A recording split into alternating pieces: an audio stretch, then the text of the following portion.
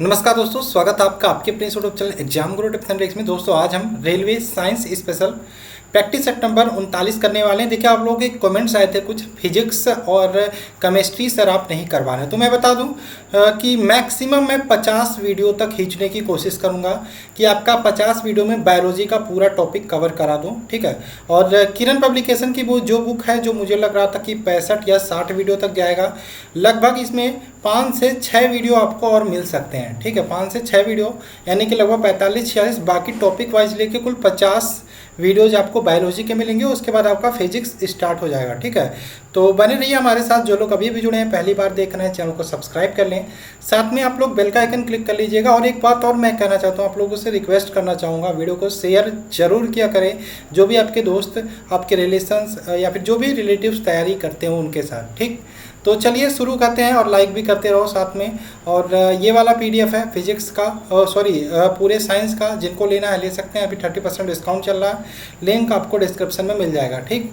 तो चलिए पहला प्रश्न की बात करें, आपके सामने स्क्रीन पर रह रहा है। अब देखो, एकदम लास्ट टॉपिक चल रहा है आपके किरण पब्लिकेशन का बुक का, तो इसमें कुछ क्वेश्चन आपको एनवायरनमेंट के देखने को मिलेंगे, ठीक है। एनवायरनमेंट से रिलेटेड देखने को मिलेंगे, जो भी आपके एग्जाम के लिए इंपॉर्टेंट है। साइंस में बात करें, पहले 3 चीज़ें आती थी, फिजिक्स, केमिस्ट्री, बायोलॉजी, लेकिन अभी 4 चीज़ें आती हैं। एक तो फिजिक्स हो गया, केमिस्ट्री हो गया, एनवायरनमेंट से आपके अच्छे खासे प्रश्न पूछे जाते हैं। तो ये पहला प्रश्न आपका है, मच्छरों के जैविक नियंत्रण के लिए निम्नलिखित में से किसका प्रयोग किया जाता है। तो आपको पता होना चाहिए, जैविक नियंत्रण मतलब कोई भी कीटनाशक पदार्थ नहीं होगा, जैविक तरीके से किसका प्रयोग किया जाता है। तो आपको यहाँ पे पता होना चाहिए, गम्बूसिया नामक एक मछली होती है, मछली की प्रजाति है गम्बूसिया। अब इसको क्या करते हैं, इसको हम पानी में डाल देते हैं, और आपको पता होना चाहिए जो मच्छर के लार्वा होते हैं वो पानी में, तालाबों में, जहाँ पे भी पानी रुकता है वहाँ पे होते हैं। अब आपके घर के पास में कोई झील है, उसमें मच्छर होते हैं, मच्छर के लार्वा होते हैं, उसी लार्वा से मच्छर बनता है। और जब इसमें गम्बूसिया नामक मछली डाल दी जाएगी, तो गम्बूसिया नामक मछली होती है वो जो प्रयोग करती है अपने खाने के लिए, अपने पोषण के लिए, वो इन्हीं मच्छर के लार्वा को खाती है। अब ये जो गम्बूसिया नामक मछली हो गई, मच्छर को लार्वा को खा जाएगी तो कुछ नहीं बचेगा, तो मच्छर पैदा ही नहीं होंगे। तो यहाँ पे इसका आंसर हो जाएगा ऑप्शन नंबर बी, गम्बूसिया, ठीक। तो गम्बूसिया नामक मछली का प्रयोग किया जाता है, ऑप्शन नंबर बी यहाँ पे इसका राइट आंसर हो जाएगा, ठीक। आगे बात करें नेक्स्ट क्वेश्चन का, जैव मंडल की बात करें। जैव मंडल पृथ्वी का ऐसा क्षेत्र जहाँ पे जीवन पाया जाता है, ठीक है। तो 4 चीज़ें हैं यहाँ पे।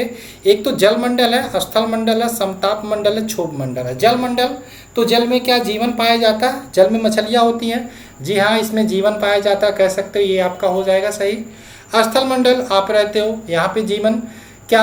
क्षोभ मंडल में, क्षोभ मंडल पृथ्वी की बात करें सबसे ऊपरी परत होती है क्षोभ मंडल, यहाँ पर भी जीवन पाया जाता है। लेकिन समताप मंडल की बात करें, यहाँ पे जीवन नहीं पाया जाता। आपको बताना है कमेंट करके, समताप मंडल में कौन कौन सी घटनाएं होती हैं, बहुत इंपॉर्टेंट है ये, आपको कमेंट करके बताना। तो यहाँ पे ऑप्शन नंबर 1, 2, 4 राइट हो जाएगा।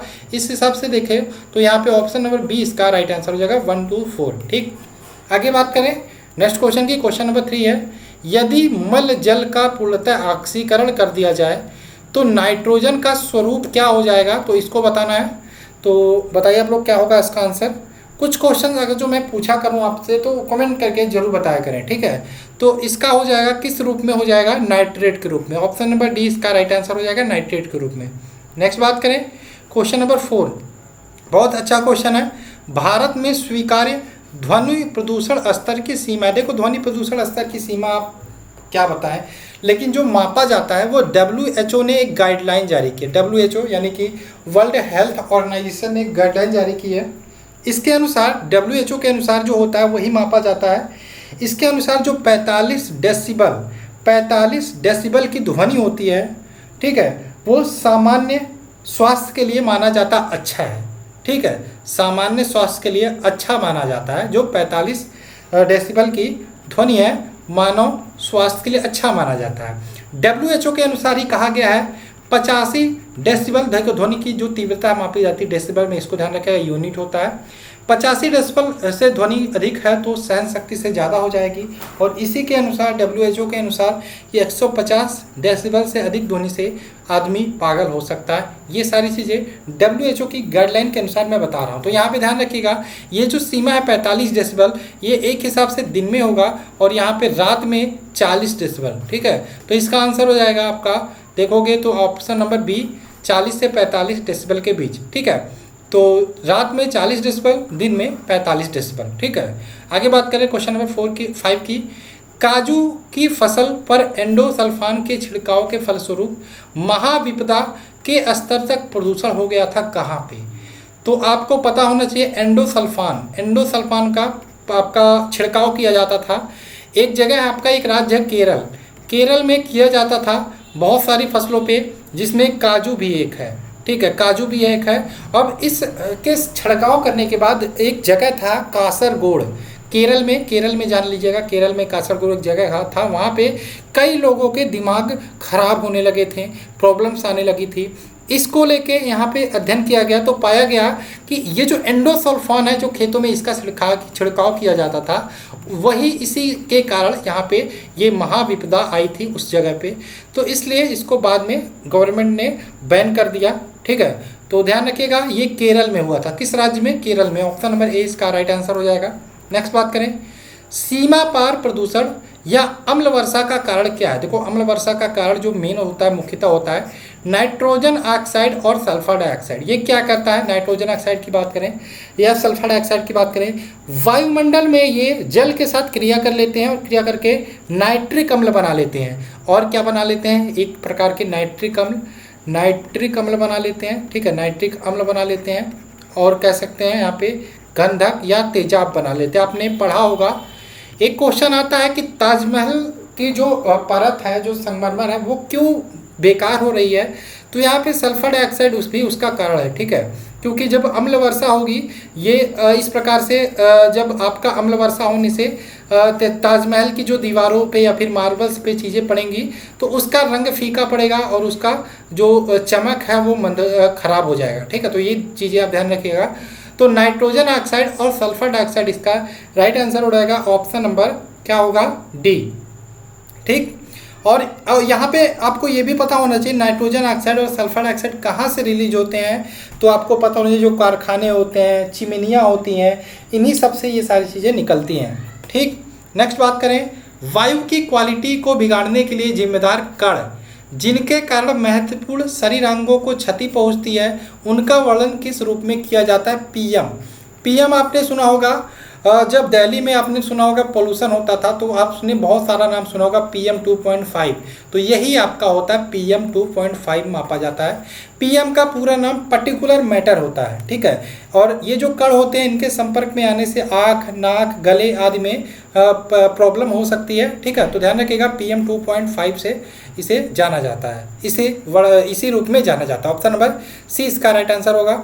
नेक्स्ट, पारिस्थितिकी प्रणाली में प्राथमिक उत्पाद कौन होते हैं? तो प्राथमिक उत्पाद की बात करें तो पादप होते हैं। ऑप्शन नंबर सी इसका राइट आंसर हो जाएगा, प्लांट होते हैं। ठीक है, प्लांट प्राथमिक उत्पाद होते हैं। क्वेश्चन नंबर 9 की बात करें, भूमिगत जल के प्रवाह के साथ नीचे की ओर बहने वाले प्रदूषकों को क्या कहते हैं? तो ये ध्यान रखिएगा, इसको रट लीजिए, कई बार पूछा गया SSC के एग्जामों में। निच्छालक बोलते हैं। क्या बोलते हैं? निच्छालक। ठीक, निच्छालक। क्वेश्चन नंबर 10 की बात करें, प्रदूषित वातावरण से छोड़े गए विविध पदार्थों को प्रायः किस प्रक्रिया के दौरान फिल्टर किया जाता है? अब आपको एक चीज़ पता होना चाहिए, PM 2.5 मैंने बताया, एक होता है PM 20। ठीक है, ये क्या होता है? जो भी वायुमंडल में कण हैं, ठीक है, और इनका व्यास की बात करें, इनका व्यास होता है, डायमीटर होता है 10 माइक्रोन की बात करें, यहाँ पे ध्यान रखिए 10 माइक्रोन, ये होता है माइक्रोन।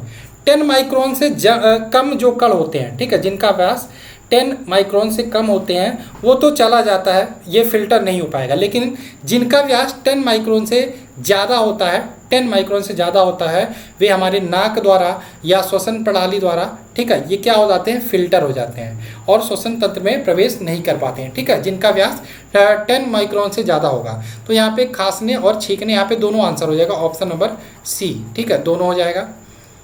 नेक्स्ट बात करें, तालाबों और कुओं में निम्नलिखित में से क्या डालने से मच्छरों को नियंत्रित करने में सहायता मिलती है? तो इसके बारे में मैंने आपको बताया, एक्सप्लेन किया था। गम्बूसिया नामक एक मछली की प्रजाति होती है, इसको डाला जाता है, जो मच्छर के लार्वा का सेवन करती है, पोषण के रूप में मच्छर के लार्वा को खाती है। गम्बूसिया इसका राइट आंसर हो जाएगा, मछली की एक प्रजाति होती है। नेक्स्ट बात करें, अपशिष्ट जल उपचार में रिएक्टर शब्द का क्या अर्थ है? क्या क्वेश्चन है, अपशिष्ट जल के उपचार में रिएक्टर शब्द का क्या अर्थ है? तो ध्यान रखिएगा, इसका आंसर हो जाएगा वातन टैंक, जिसको क्या बोलते हैं यहाँ पे औद्योगिक प्रसंस्करण टैंक भी बोलते हैं। इसका आंसर ऑप्शन नंबर डी वातन टैंक हो जाएगा।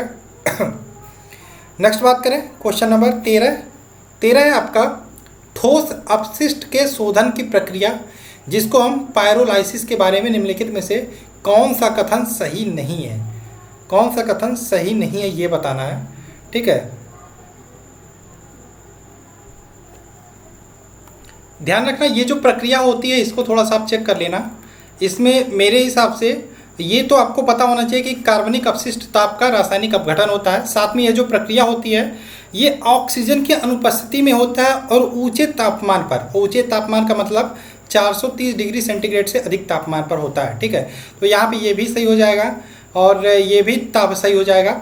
और यहाँ पे मुझे लग रहा है ऑप्शन नंबर बी इसका राइट आंसर होगा, ये आपका गलत हो जाएगा, ठीक है, वायुमंडलीय दाब में, ठीक है। तो ये आप लोग चेक कर लेना थोड़ा सा, इसका आंसर क्या होगा, ऑप्शन नंबर बी मुझे लग रहा है। नेक्स्ट बात करें, किसी पारिस्थितिकी तंत्र में ऊर्जा प्रवाह के बारे में निम्न में से कौन सी श्रृंखला सही है? और जैसा कि मैंने कल बोला था कि थोड़ी सी सहयोग की जरूरत है आप लोगों में से, जिन लोगों ने पीडीएफ नहीं लिया स्टैटिक जी के साथ में साइंस का ले सकते हैं, लिंक आपको डिस्क्रिप्शन में मिल जाएगा, मुझे भी थोड़ी मदद मिलेगी उससे। किसी पारिस्थितिकी तंत्र में ऊर्जा प्रवाह के बारे में निम्नलिखित में से कौन सी श्रृंखला सही, आपको ये बताना है। तो ध्यान रखना, ये जो श्रृंखला होती है आपका उत्पादक उपभोक्ता अपघटक तक होती है। तो उत्पादक उपभोक्ता अपघटक ऑप्शन नंबर बी इसका राइट आंसर हो जाएगा, उत्पादक उपभोक्ता और अपघटक। नेक्स्ट बात करें, पर्यावरणीय जागरूकता के लिए अंग्रेजी के अक्षर पी से प्रारंभ होने वाले 3 प्रसिद्ध शब्द जिनको हम 3P बोलते हैं। तो ध्यान रखिएगा, एक तो हो गया पॉपुलेशन यानी कि जनसंख्या, दूसरा हो गया पावर्टी, तीसरा हो गया पॉपुलेशन, ठीक है। ये पॉपुलेशन हो गया, ये पॉल्यूशन हो जाएगा, ठीक है, पॉल्यूशन, ठीक है। तो यहाँ पे इसका आंसर हो जाएगा population, poverty, pollution, option number D right answer हो जाएगा, ठीक। आगे चले, सारे क्वेश्चन अभी थोड़े बहुत क्वेश्चन एनवायरनमेंट से रिलेटेड मिलेंगे, बहुत इंपॉर्टेंट आपका एनवायरनमेंट का भी टॉपिक है। नेक्स्ट बात करें, नेक्स्ट क्वेश्चन आपका, निम्नलिखित में से कौन सा जोड़ा सही है? सही की बात करें तो यहाँ पे ये गलत हो जाएगा, उत्पादक हिरण, ये भी गलत हो जाएगा, ये भी गलत हो जाएगा, प्राथमिक उपभोक्ता तेंदुआ नहीं है, यानी कि यहाँ पे अपघटक जो है बैक्टीरिया, ये आपका सही है, ठीक है। तो अपघटक की बात करें, अत्यंत सूक्ष्म जीव होते हैं ये जो बैक्टीरिया होते हैं और अपघटक में आते हैं। और बात करें इसमें एग्जाम्पल की बात करें तो जीवाणु, कवक, कीट, ये सारे हो जाते हैं अपघटक की कैटेगरी में, ठीक है। नेक्स्ट बात करें, क्वेश्चन नंबर 17 का, विभिन्न देशों द्वारा हस्तांतरित, यहाँ पे जो प्रोटोकॉल है बहुत प्रकार के हैं। क्योटो प्रोटोकॉल की बात करें, एक तो मॉन्ट्रियल प्रोटोकॉल आपको पढ़ना पड़ेगा, नेक्स्ट वीडियो में मैं कोशिश करूंगा 2-3 वीडियो में बताने की, बहुत इंपॉर्टेंट है। क्योटो प्रोटोकॉल की बात करें किससे संबंध है, तो क्योटो प्रोटोकॉल की बात करें 1997 में हस्ताक्षर किए गए थे बहुत सारे देशों के द्वारा, और ये किससे रिलेटेड है? तो ध्यान रखिएगा, स्वच्छ पर्यावरण और जलवायु परिवर्तन से रिलेटेड है। तो यहाँ पे स्वच्छ पर्यावरण और जलवायु परिवर्तन से रिलेटेड है क्या? Kyoto protocol. नेक्स्ट बात करें, IIPC का पूरा नाम, IIPC का पूरा नाम हो जाएगा inter governmental panel on climate change, inter governmental panel on climate change. ये सारे क्वेश्चन आपको एनवायरमेंटल से मिल रहे हैं, ठीक है। नेक्स्ट बात करें, जल उपचार में पराबैंगनी किरणों का प्रयोग किस रूप में किया जाता है? तो ये किया जाता है रोगाणुनाशक के लिए, जो UV किरणें होती हैं उनका प्रयोग किया जाता है जल उपचार में। नेक्स्ट, तेल बिखराव के शोधन के लिए अनुवांशिक हेरफेर द्वारा प्राकृतिक आइसोलेटों से उत्पन्न किस जीवाणु प्रभेद का प्रयोग किया जाता है? तो इसका आंसर क्या हो जाएगा? ध्यान रखिएगा, इसका आंसर होगा नाइट्रोसोमोनास। क्या हो जाएगा? Nitrosomonas, option number D. तो आशा है आपको ये वीडियो पसंद आई होगी, सारे क्वेश्चन अच्छे लगे होंगे। लगभग 5 से 6 वीडियो यानी कि 45 से 50 वीडियो तक, मैं कोशिश 5 से 6 वीडियो में मैं आपका किरण पब्लिकेशन की बुक कंप्लीट करूंगा। उसके बाद कुछ क्वेश्चन टॉपिक वाइज होंगे जो एक्स्ट्रा मैं दूंगा। और देखो एक बात और मैं देख रहा हूँ, सोच रहा हूँ NCERT बायोलॉजी के एनसीईआरटी पैटर्न के एक क्वेश्चंस को लेके आऊँ 100 क्वेश्चन की सीरीज एक ही वीडियो में। तो संडे को मैं कोशिश करूंगा, इस संडे नहीं होगा अगले संडे में लेके आने की, वो आपके लिए मोस्ट इंपॉर्टेंट होगा। तो बने रहिए हमारे साथ, देखते रहिए exam Guru tips and tricks. Thanks for watching, मिलते हैं नेक्स्ट वीडियो में। जय हिंद दोस्तों, जय भारत।